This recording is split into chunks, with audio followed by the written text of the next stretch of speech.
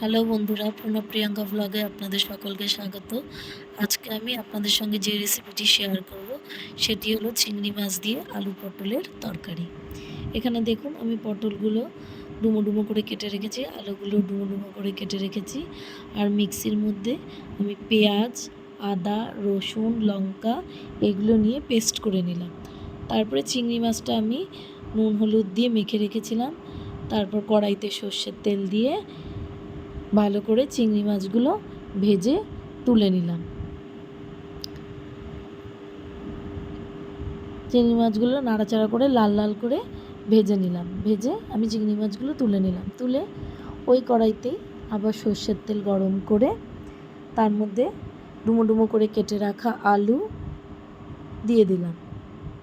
পরিমাণ মতো নুন হলুদ দিয়ে নাড়াচাড়া করে নিলাম যতক্ষণ না আলুটা লাল লাল করে ভাজা হচ্ছে। তারপর ওই আলুর মধ্যে ডুমো ডুমো করে কেটে রাখা পটলও দিয়ে দিলাম।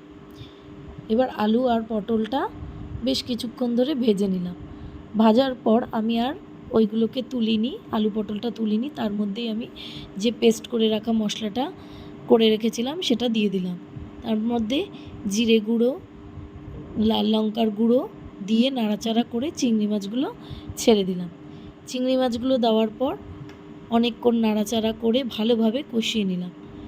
কষিয়ে নেওয়ার পর তাতে আমি আগে থেকে গরম করে রাখা জল ঢেলে দিলাম।